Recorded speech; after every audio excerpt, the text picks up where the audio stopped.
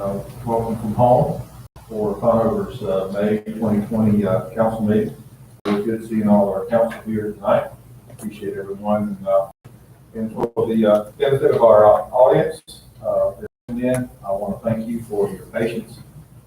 This has not been easy. You've done extremely well.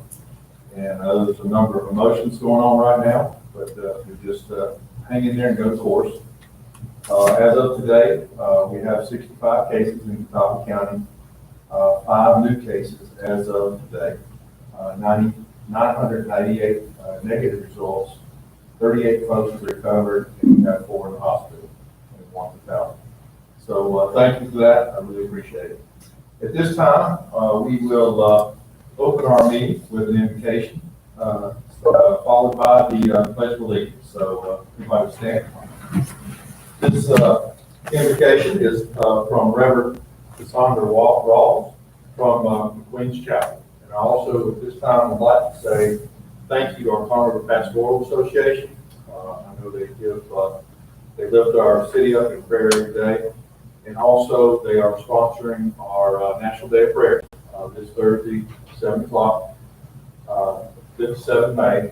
And what they're asking is that over at the park, at our Charters of Freedom, that you'll just take a few minutes and observe social distancing and go over to our Charters of Freedom and lift up our country and our city. We greatly appreciate that.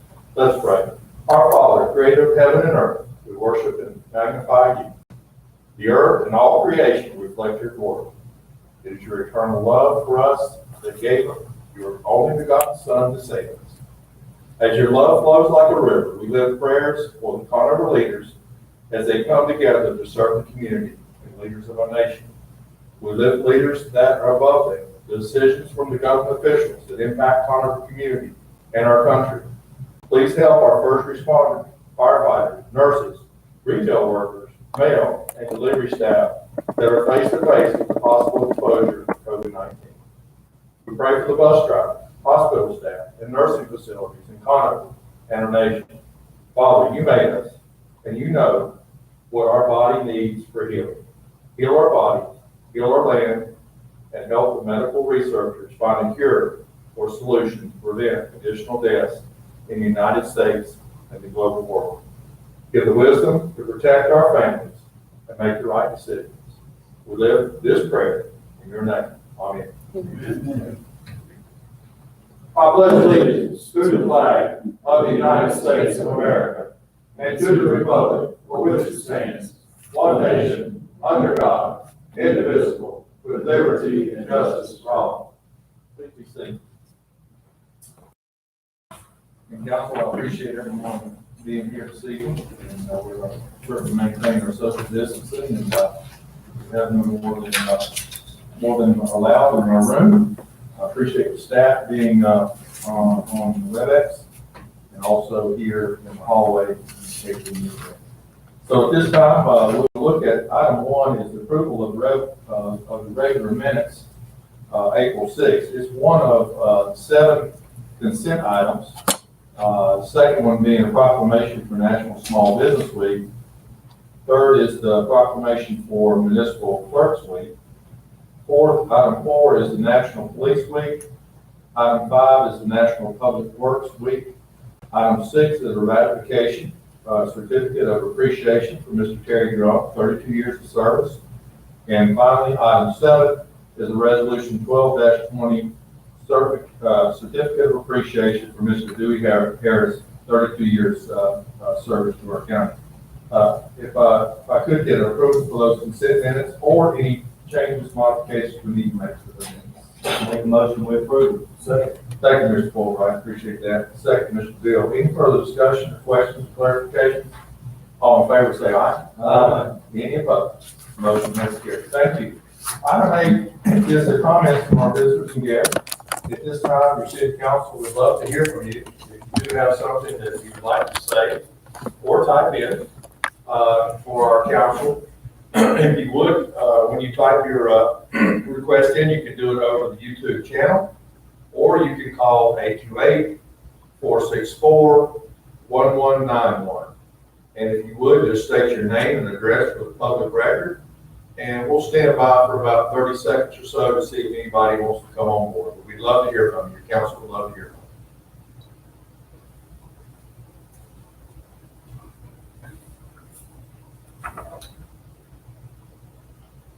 So Mayor, close.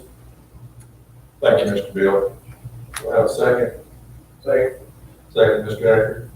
All in favor, say aye. Aye. Anyone opposed? Motion has carried. Thank you. Item 9 is Resolution 13-20. Ms. Kennedy? Good evening, Mayor and Council. The petition for the annexation of this property located at the intersection of Rock Barn Road and Shook Road was received in the clerk's office on April 9th, 2020. It has been researched, found to be sufficient, and recommended for your approval. Thank you, Ms. Kennedy. I appreciate that. Are there any questions for Ms. Kennedy? Or, This is satellite annexation, this is not contiguous, is it? Yes, sir, correct. It would be a satellite annexation, but it is across the street from the Laurels here at Rock Barn.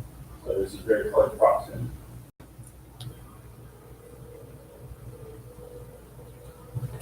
And we do service that area, correct? Almost. We have sewer running approximately through here and through here.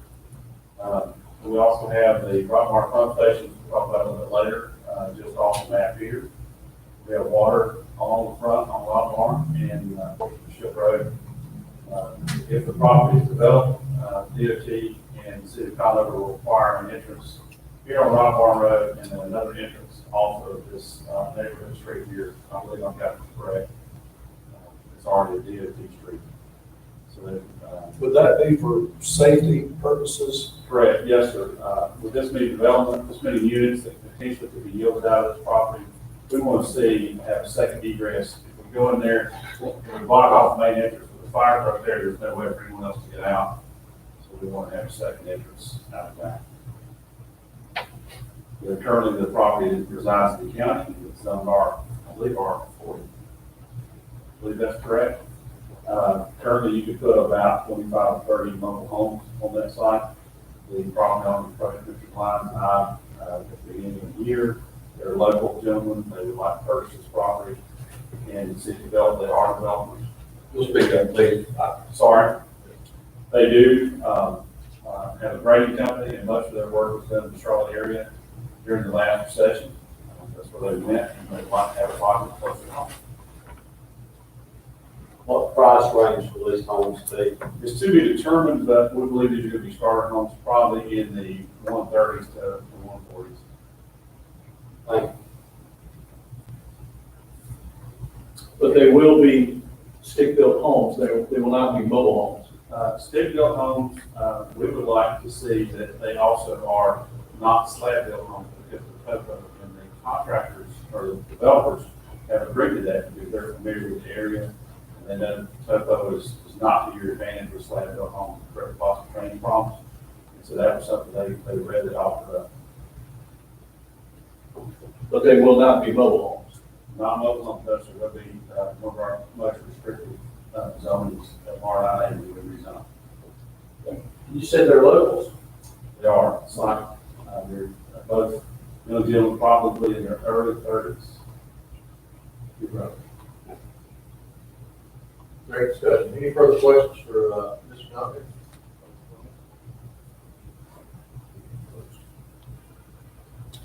Resolution 13-20. Would we approve resolution 13-20? Second. Oh, second, Mr. Bill. Any further discussion?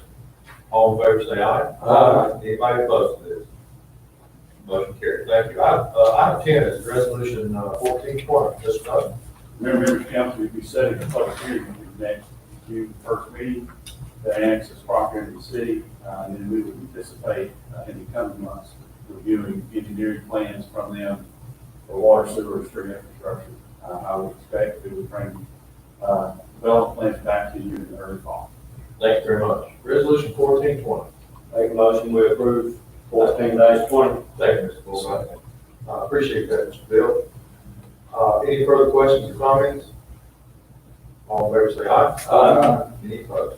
Motion has carried. Item 11 is resolution 15-20. Ms. Kennedy. Yes, Mayor and members of council, the petition for the annexation of this property located on 4th Street Southwest was received in the clerk's office on April 23rd, 2020. It has been researched, found to be sufficient, and recommended for your approval. Thank you, Ms. Kennedy. Mr. Duncan, anything you want to add to that, sir? Mayor, members of council, this site currently resides directly across the street from the lower entrance for Conover Public Works on 4th Street Place Southwest. It is 3 lots that have been recombined in the future into 2. Currently, the property had 2 homes that were there, quite old, abandoned. Both had seen multiple fires where fire department had to put out. And ultimately, the property was put up for sale by some of the heirs, sold to a gentleman he is moving into double wide mobile homes. So the drastic improvements to what we had there. Area is low and it is wet. They would like to have city utilities with water, sewer, so request they be in. Both of those homes were very nice homes too. Certainly an upgrade over what we had. We had multiple complaints for that neighborhood, the code enforcement, but it not being in the city, we could not afford staff. Thank you, Mr. Duncan. Appreciate your comments. Anybody else has some comments on this? Resolution 1520? Move to approve, Mr. Mayor. Thank you, Bill. Appreciate that. Do I have a second? Second. Second, Mr. Hager. Any further discussion, questions, clarification? All in favor, say aye. Aye. Anybody opposed? Motion has carried. Thank you. Item 12 is the resolution 1620. Mr. Duncan.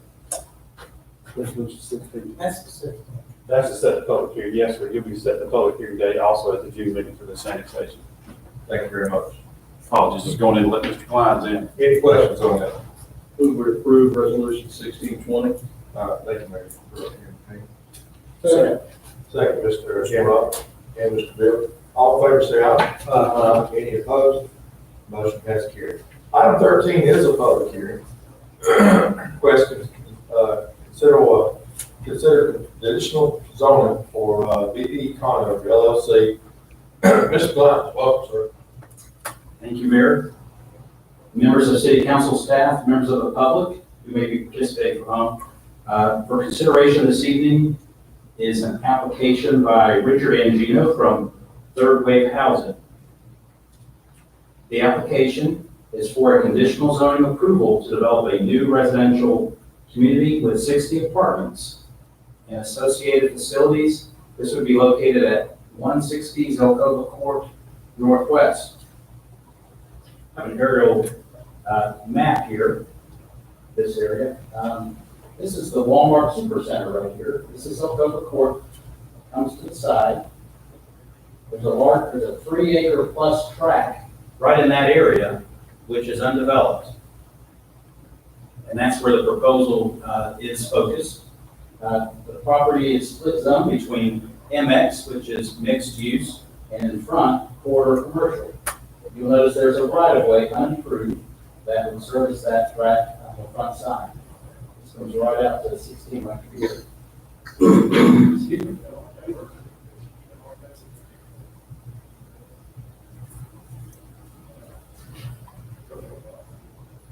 Third Wave Housing is proposing, there is a site plan there, market rate residential apartment project.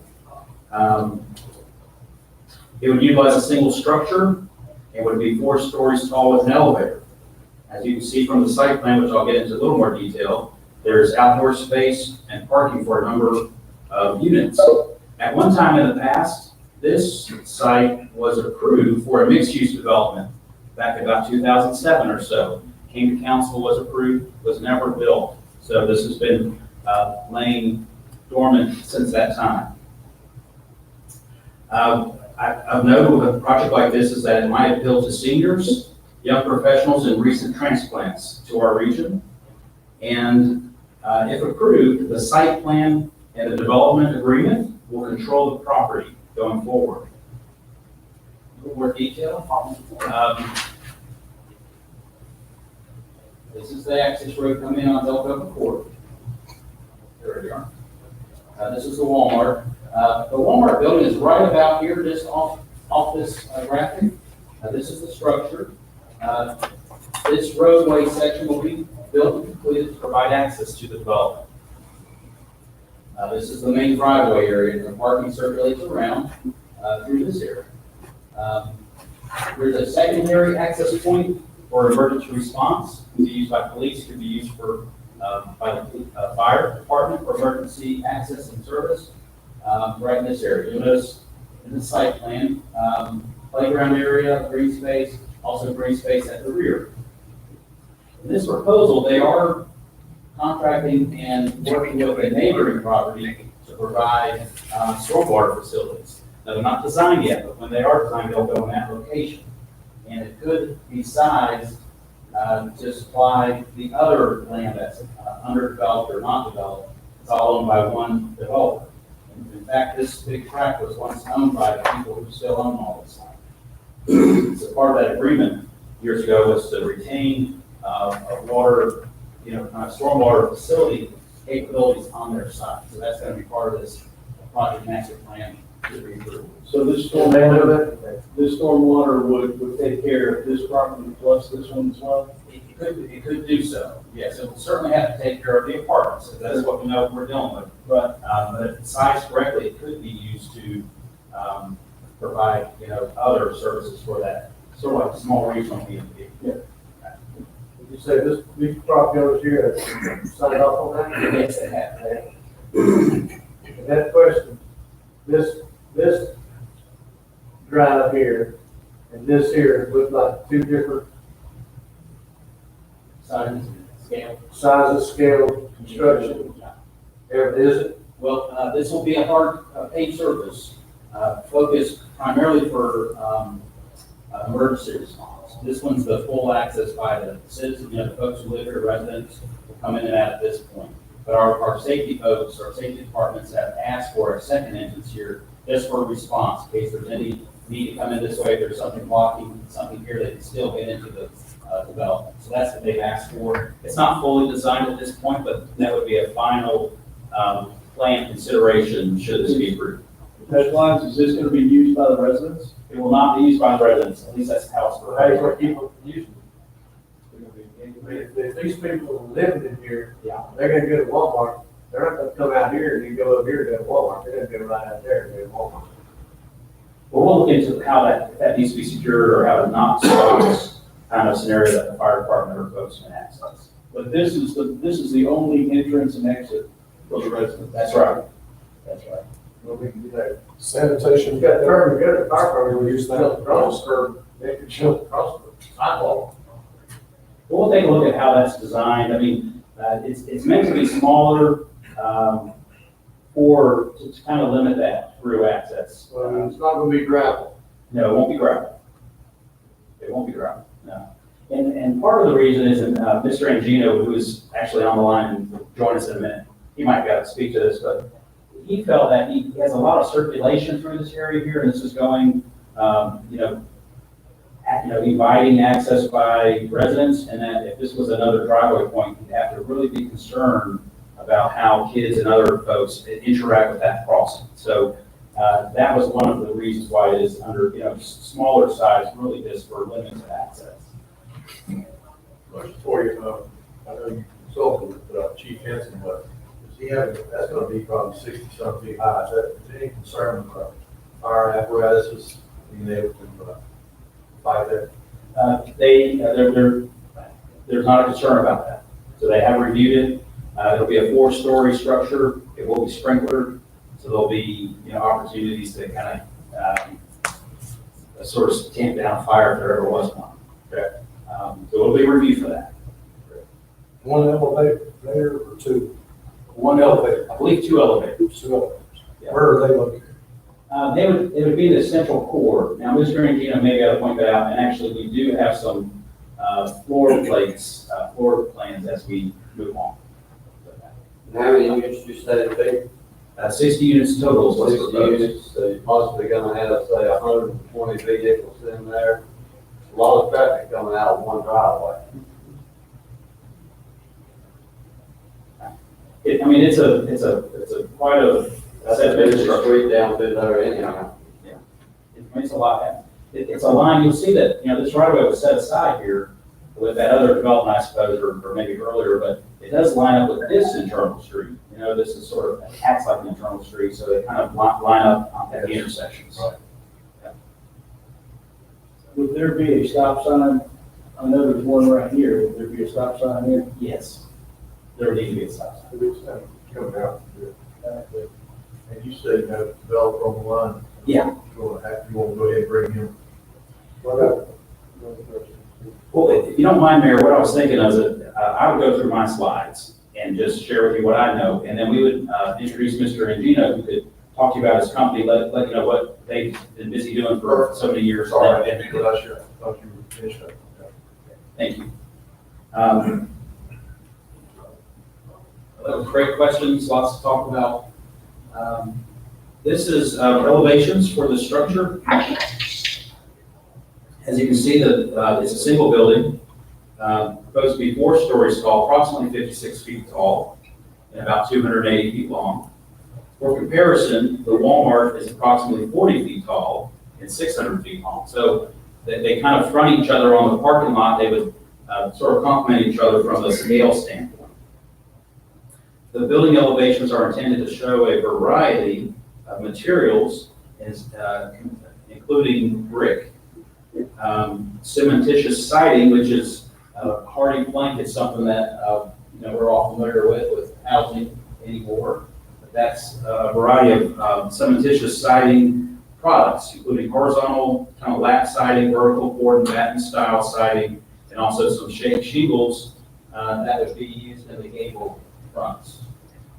In addition to that, a variety of windows and highlights in the building on both sides with bracketing and columns at different locations on the structure. The roof is not really visible since it's a parapet roof, so it's it doesn't have a large sloping roof. It'll be a parapet roof, meaning the roof is pretty much flat. It just has those sort of walls at the top there to kind of hide any rooftop equipment, so you won't see it from the ground. Excuse me. In the building, there's a community space, including computer room and laundries. And then these elevations become part of the regulating documentation should the project be approved. And so that the construction must comply with the approved materials and your elevations that you're reviewing. No balconies. No balconies on this one. Monroe, at one time, John, at one time there was a height limitation. Is that gone? Mr. Eckert, good question. The height limitation issue came up perhaps the first time with the project that's on Rock Farm Road, as I recall. That was the first time it was addressed, and I don't have a specific answer to the question. I do know that issue was raised at the time we approved. I would agree. That's great. And those are how tall are them? I'd say they're about 30, maybe about 40 feet tall, but they have the large sloping roof, so the roof actually is taller, but they have a different roof form. But they're how many stories? They're 3 stories. The zoning code, I'll speak to mine. I think Alan, because I don't have it in my head. I know at one time, the limitation was 35 feet. It's got to be changed. This needs to be double checked to make sure. No, we're, under the, We can change it We to. can change it. what is this, they're asking for 56 feet. Now, what I'd say is corridor commercial would, So we have to look at it. yeah, corridor commercial allows, tall structure. Okay. And that's. So I'm not sure corridor commercial would allow 56 unless it was under a condition. That's all I have to say about that. Well, it is conditional upon. I said, unless it is conditions on, which is why it's before the board. Is this taller than the Holiday Inn Express? I believe it'll be shorter than the Holiday Inn. Two. It's about 8. Yes, I think it's a little tall, Matt. They're 2 stories. That's 4 stories, and Holiday Inn Express is 2 stories. No, 3. That's I hear 4. I think it's a total tall, I'm sorry. I don't have an image of that. I like the other hotel up on part of Church Road. It's tall, it's definitely, Yeah, that was, it's one issue with so we should have a ladder truck to cover that then. Yeah, but this has been reviewed at the site plan review committee, and our fire folks and police are both part of that review team, and they have not brought this up as a concern at this time. So, but we can certainly respond to emergencies there, especially a fire emergency. I wanted to show you a few floor plans. This is kind of the layouts they tend to do. They're all going to be 1 and 2 bedroom. So they're not really, it's not a focus on a family type of project unless it's a small family. But 1 and 2 bedroom is the focus of this development, and they all have a washer dryer hookup. They've got all the typical spaces. You see how the outside perimeter of the structure of the apartments, that's the outside of the building. So a building of this scale, even though it's larger than some buildings maybe we have in Conover, it's going to have a lot of variation in that facade, which kind of reduces the scale a bit or helps improve the scale. So that's one of the recommendations when you have a larger structure is to do a lot with the facade and make some changes to it so it creates interest, and that's what they're doing here through this site plan. And then you kind of see the floors. This is ground floor, second floor, and this is central hallway. Yes, sir. I got a question. You may not know, probably. Jimmy, how are we gonna get paid for these water and sewer? Is it gonna be a master meter, or is it gonna be a meter on each seat from all 60 different apartments, do we know? We haven't made those decisions yet, but what I would assume we would do is have one large master meter and then sub meter behind it. So we get to count the 60 residential units, but it's paid in one bill to the city. I would think that's how we're going to do that. And Jimmy is on the line, I noticed that, but we would discuss that a little further with. What about garbage pickup? It'll be commercial. Be commercial? Yeah, it's got to have a dumpster and a place for a dumpster. I believe this is a community room here. This is the kind of the entrance lobby coming in from the front. So you have some spaces for the community here. Some storage on the inside. There will be a laundry on each floor, I believe.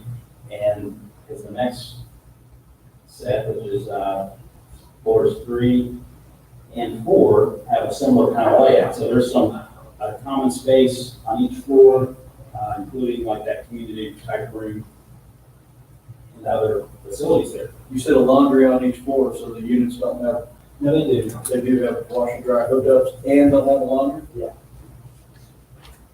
Will there be, are there stairs at the end of these, is there stairs, or is it only elevator? I believe, I think those, Those stairs at the end? yeah, at the ends there's stairs there. And I would expect there's probably going to be a stair in the middle, just to be a fire kind of Okay. Be sure. Yeah, you want me to answer it all? Oh, yes, sir. Yes, sir. Thank you. This is Richard and Gino. Because I can fill in some of the answers related to that. Yes, there's stairs on both ends of the building, as well as the central corridor will have a stair going where the elevator's in the center. We'll actually have another set of stairs at that stage. Thank you. Thank you.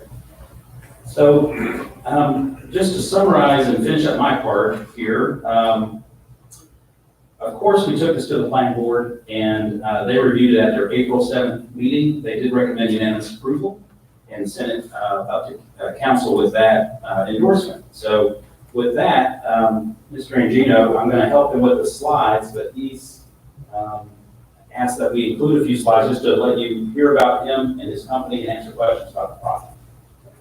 Yeah, well, this is Richard Antuno. Thanks very much for making this available.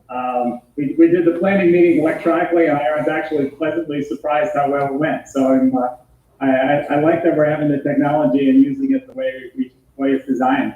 I've been doing basically housing for the last 30-some years. I started when I was 23 years old, and basically have been working in the non-metro markets of North Carolina.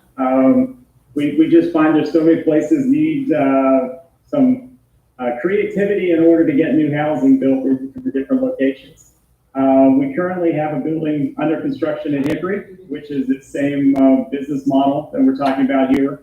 We also finished our Statesville, which is a 3-story walk-up about 3 years ago. So we kind of are cookie cutter right in between there. I'm based in Winston-Salem, and as we kind of go through these slides, you'll see all of our team is based in Winston-Salem or Greensboro. And so we're right down the street, which is the way we like to do. Alan, if you actually kind of flip to the next one. We've done historic properties. These are our historic portfolio that I've worked on. And then next slide. And then we have also done new construction. So we have a history of doing probably for every historic building, we do a new construction property, which is kind of unusual in our marketplace. People usually specialize in the two. Next slide, Emma, please. I'm showing that this is Big Chair Lofts, which is in Thomasville, and they're downtown. It started off as a building that the city had raised the money already to tear the building down. And we basically started working with the city and said, instead of tearing the building down and having a lot there and putting a police station on it, would it be better if we put apartments? And this is 139 apartments that are built here. Next slide, Ellen. Basically, I wanted to show you this because this gives you a flavor of what we're working on. This is a fitness room. The next slide. This is our common manager space. And then next slide. This is what we call the study hall, which is kind of a business center, a place for people to get out of their apartments and have either work on the computers, which are there in the center, or basically have a quiet place without a TV to do some reading, some homework, or some right now, what we're doing right now, which is do some work at home. Next slide. This is our game room. It's a very social place. We have a kitchen, as well as we usually have, this is a Big Chair Lofts. We have it set up as a game, but we actually have everything convertible. We have people who have weddings and birthday parties, a whole bunch of different things for tenants. It gives them a place to get together and kind of put the community into the building itself. Next slide. And we did this one 2 years ago. We got a good amount of awards because we were making it work in a rural, non-metro area. Next slide. And then we started getting into this discussion of not everybody has an historic building in their downtowns. And I was at the Main Street Conference in Goldsboro a couple years ago and came up with this logic that do people like historic buildings because they're historic buildings, or do people like them because they're close to the action and they're not a 3-story walk-up building? So we started working on designing. This is actually what we call the blown out Pizza Hut and car wash model, which was finding these 3-acre sites where something's not working right now commercially, and figuring out how do we build new construction which has the same feel of the historic buildings, which is a large single building that has a central, basically has a central hallway and is fed by elevators. And so what it does is allow us to get the common spaces that we have in the big historic rooms. It also allows us, which is becoming a bigger and bigger issue, which is probably 30–40% of our tenants now are seniors. And the puzzle has always been with 3-story walk-up buildings, is basically the seniors and people who are, cannot walk up the stairs are set into only one floor of the 3 floors that you build. And the puzzle is we have more and more people who want to be in a accessible space, but then the 3-story walk-ups only have the first floor. So what this allows us to do is every floor will be accessed by an elevator. There will still be the stairs, which is still a wonderful way to enter this. We have controlled entrances so that it gives people a better idea on the security side. They don't have a breezeway that they're feeding into it. They actually have like this building will have 3 entrances, which will all be keyed and locked related to it. And also as North Carolina's, we're slowly building more and more in all these different areas of the cities. We're finding we're getting smaller and smaller parcels of land, and we're trying to also at the same time leave some green space. So the ability for us to make this a very compact footprint and basically allows us to, one, get a small footprint so we don't have to do as much stormwater movement in that side. It also allows us to put all the HVAC condensers and other stuff that you're usually sitting in front of the buildings. And we always have to deal with screening them and hiding them and doing all these things related to the condensers. This allows us to put the condensers up on the roof so nobody can see them. And then a side thing that's come out of this is basically the energy efficiency of these big buildings. You don't have that many exterior walls. Okay, so these units are run a lot more efficient than a traditional apartment, as well as we do all Energy Star certifications related to these buildings. So we're meeting all the most recent energy codes related to it. So it's been a really good model. We started working, our first one is actually in Hickory right now. It's 4 stories. It's pretty close to the same building. We are probably it depends with the coronavirus, we're probably about 2 months away from having our first tenants move into that building. Next slide there, Alan. I think team-wise, one of the things I wanted to bring up is that this is our world. So we're not a big huge REIT coming in from some other place. We're all based in Winston-Salem or Greensboro. Historically, we've been long-term property owners. So we're not building these properties to then flip them over to a REIT or sell them halfway through construction. We have no intentions of doing that, and we're not designing these at all, which is for that type of feature. We're basically designing these to last a long period of time and for the colors to stay the colors that we're building in the first place. We basically, the property will have full-time management at the property. And the first floor, as we were kind of walking through the design of the building, there would actually be a manager suite for people who have questions or other issues or just paying the rent, basically on that side. And then lastly, I was asked recently in another one of these meetings, how much of the folks who are working at the property and the materials we're getting, how much of that is local. There's always seems to be this thought that somehow when, I guess some people probably do this, where they bring people in from Georgia and from far away to build these properties. This is the Thomasville property I just showed you. 30% of all of our supplies and subcontractors came from basically 30 miles away from the site. When you go out about 55 miles, you get about 70%, and then when you go out 100 miles, we get about 98% of our subs and our materials were all locally sourced. It's the same when we've done Statesville and when we've done Hickory. We're pretty close to these same numbers. And then we're really proud of that because that really keeps everyone working in the local community itself. Next slide. This is actually the Logic Conover, which is the one we just talked about. This is the Hickory building, which you're seeing in here. This is one of our big game rooms. When you first walk in there, you're going to have the stairs on the right-hand side, which gets you to the second floor. The manager's office is right ahead there. And then on the second floor will be the fitness room as well as another sitting area. And we have 2 of these in the Hickory property. We have on the, basically on the outside, and to answer the question related to the green space, we were trying to keep as much green space as we possibly can on a site like this. The fire folks basically requested for some type of emergency access if for some reason they needed to get the trucks to run straight through the property. The parking lot's designed for basically for any of your full-size trucks to turn around. So it's not a concern that a truck can get stuck in the parking lot. It's just if there's some really odd situation that there has to be another pathway out. We basically have the second access path that's there, which will be a crash gate. It will not be an ongoing use in any sense. And Alan's 100% right. The reason for that is all of our kids' playground and everything else is right across that path. So there's no way we can have a long-term street and still have the safety of our kids and not have to worry about people coming out of the door and having to worry about crossing traffic in order to get to the playground and the grilling pavilion and other stuff that's on that side of the property itself. As we talked about amenities, we're going to have a study hall computer center. We'll have a fitness room. We'll have a laundry room. There's actually one laundry room for the building itself. Every unit has washer and dryer hookups. And a good majority of our tenants in our other properties are using their own washer and dryers. But then we also provide a certain amount of washer and dryers that are shared.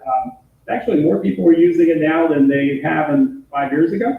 So it seems to be people figuring 75 cents is cheaper than buying a washer and dryer and keeping it going.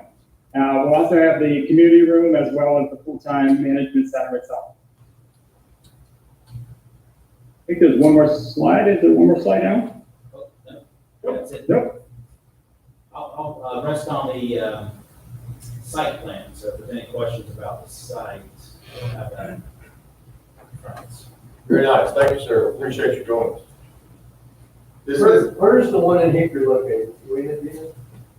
It's actually at the neighborhood, at the Walmart neighborhood food center. It's probably the best way to do it. Okay, up off the Springs Road?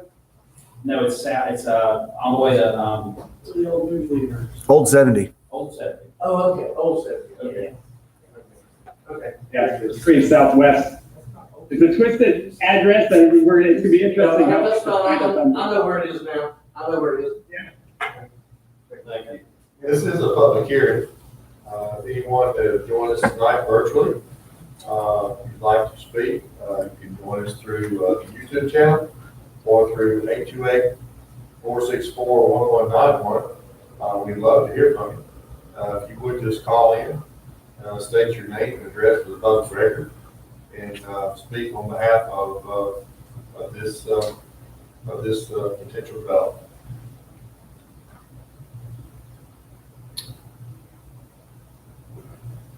Move to close the public hearing. Thank you, Mr. X. Second, Mr. Bill, Mr. Fulbright. All in favor, say aye. Is anybody opposed? Motion has carried. Item 14 is ordinance 2220. Mr. Lyons? Thank you, Mayor. This ordinance is related to the particulars of the project at 160 Zelcova Court Northwest, the conditional zoning. And what we provided in your packet in preparation for this meeting was an Exhibit A, which is the rezoning map. The Exhibit B, which are those conditions. This is the developer conditions and everything that was included in a set of materials for City Council. And then a close facility of this plan behind me is Exhibit C, it's the site plan. And then those building elevations are what's been proposed. So that's, this ordinance would approve the project. One question on time. When are they looking to start? I am not sure of the timeframe. What would follow up if this is approved is we'd have a final site plan review with final, basically construction documents. Do you think maybe toward the end of the year? End of the year, we can start breaking ground. Gotcha. Thank you very much, Eric. Now, Great job. Thank you. There is a motion, thank you. Yeah, I've got it right here. I'm ready to read it. Yes, Mayor, I move to approve the rezoning request R 2004 for 160 zone, Zelcova Court Northwest, from corridor commercial and mixed use to corridor commercial conditional district. We find that the proposal is consistent with land development plan, which recommends a mix of housing options and commercial uses in this area, and also find that the request is reasonable and is in the public interest because the proposal is for market rate residential units, which have been identified as a need in the community, and the development will bring new investment in housing to support the growth of the city and the tax base. thank you, Mr. Decker. I appreciate that. So, Yes, second, Mr. Hayden, Mr. Bill. All in favor, say aye. Anyone opposed? Motion is carried. Nice job, Mr. Mike. Appreciate it. Item 15 is ordinance 2320, amending the 2019-2020 budget. Ms. Lee? Good evening, Mr. Mayor, members of the council. Ordinance 2320 amends the 2019-20 budget ordinance to account for a Walmart community grant in the amount of $1,000 to the police department, and these funds will be used to purchase supplies to the police department. Thank you, Ms. Lee. Any questions, Ms. Lee? If not, we'll approve. Second, Mr. Bill. Have a second? Second, Mr. Forsythe. All in favor, say aye. Anyone opposed? Thank you. Item 16 is ordinance 2420. Ms. Lee. Yes, ordinance 2420 amends the 2019-20 budget ordinance by creating a COVID-19 supply line item in both the general and the water sewer fund to account for all COVID-19 expenses in one place within each fund. This also revises the previous budget amendment that was adopted on April 6, 2020, ordinance 2120. In that ordinance, we had it divided between all departments, so we felt like it would be easier to keep up with and to have for reporting purposes later on if we put it in one line item for both the general fund and then another for the water sewer fund. So that's what this does. This creates these new expense budgets for the COVID-19 specific line items. Excellent. And that's $2,104 for general fund and $295 in water sewer. Any questions for Ms. Lee? Would we approve ordinance 2420? Thank you, Mr. Hanger. Appreciate that. Second, Mr. Kenrod. Any further discussion or questions for Ms. Lee? All in favor, say aye. Any opposed? Motion has carried. Thank you, Ms. Lee. Appreciate you joining us. Item 17 is resolution 1720. Mr. Clark. Good evening, Mayor, members of council. Good evening, sir. What we have for you tonight is a resolution approving an application for the SODRA grant. That acronym basically stands for Additional Supplemental Appropriations Disaster Relief Act. What that basically is for is it's the disaster relief funding that the federal government put in place to improve infrastructure that was negatively impacted by Hurricanes Florence and Michael. So after those flood events, there was a lot of damage, and there really wasn't anything in place at that time, to fund any improvements. So this is what that act does. Basically, what we're applying for is a grant and or loan, possibility debt forgiveness for replacement of the Rock Barn 1 pump station. This pump station was impacted by the flood event. We actually had documentation showing that storm water entered the area in and around the pump station and did damage, and that is one of the criteria to receive this type of funding. We don't really know yet what kind of funding we'll get. We have to apply and see, what they can actually give us based on the criteria that we meet. We think that there's a good chance that we would get some debt forgiveness because of the damage that did occur that had to be repaired after the event. So we feel pretty good about it. It is provided to the state of North Carolina, and it is part of the SRF funding program. So we're pretty familiar with that program. Part that what we're actually applying for is about $1,057,000. Like I say, we won't know until after they approve it, as to how much of that is debt forgiveness and how much is actually grant. But this is a resolution authorizing us to apply. Thank you, Mr. Clark. Appreciate everything you're doing. Any questions from Mr. Clark on this? Is a request for an application. Move to approve, Mr. Mayor. Thank you. It's resolution 17-20. Thanks, sir. Second. Second, Mr. Haney. Any further questions or comments for Mr. Clark? Jimmy, what do you think our chances are? It's got to be thinking of what Brian and WK Dixon are real pumped. We kind of seen this at last minute, about 3 weeks before we had to have the application turned in, and we're like, do we really have anything that'll fit? And then all of a sudden, when we thought about the Rock Barn pump station, we thought, well, that might fit. And when the engineers came up, Ryan Hager actually said, we got to do this because this is fundable. And the people that we've been in touch with the state seem to like it pretty well. So I think that Ryan and Debbie Kate put together a good project. Good. Thank you. But we don't know if it's gonna be a grant or a loan until we. Yeah, We apply basically, for a grant. I think Brian said probably somewhere around September, October, something like that, we would know. It may be pushed a little bit further out because of COVID. But what they'll do is they'll come back with a grant offer, and that will tell us, what the elements are, what the funding elements are, and of course, we'll bring that back to council for approval. Okay. Good job. Thank you very much. Any other comments? We have a motion and we have a second. All in favor, say aye. Anybody opposed? Motion has carried. Thank you. Item 18, thank you, Mr. Clark. Appreciate you joining us, sir. Thank you. Item 18 is appointment of voting delegates for North Carolina League of Municipalities, 2020 annual business meeting.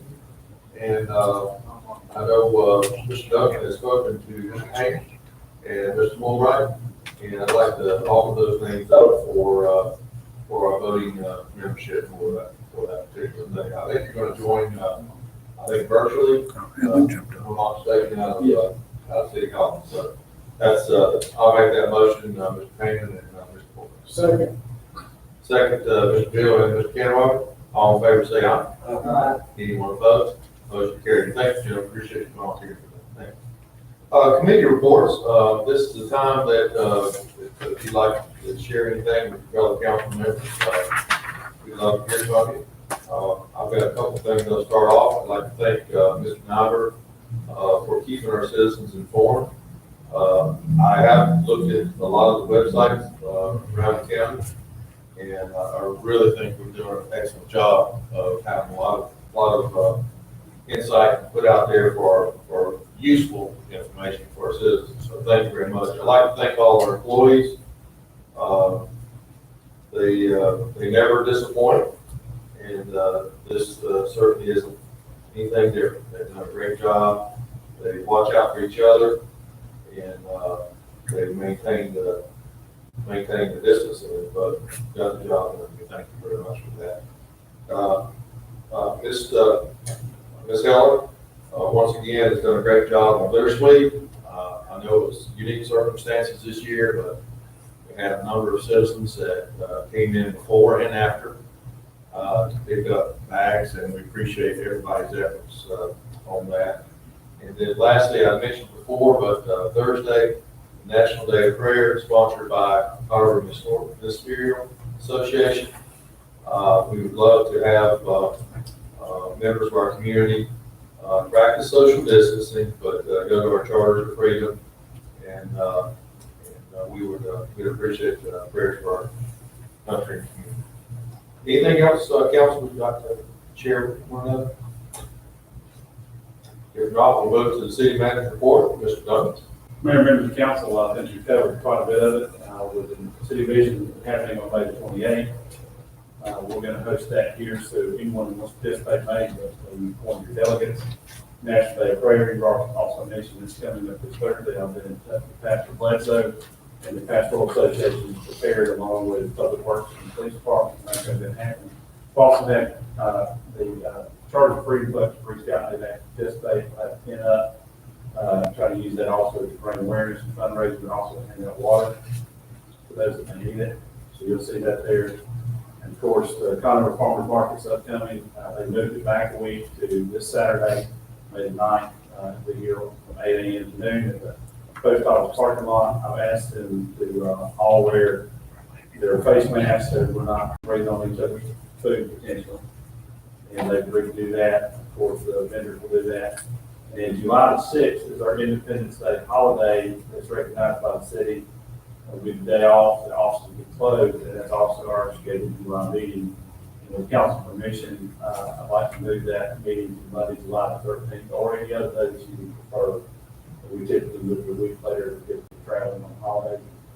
Who knows how that's going to go this year. Would the 7th, Tuesday the 7th work for everybody? I don't know what vacation plans are. So. Planning board's that night too, isn't it? What vacation? Planning board is on the 7th, by the way. I see.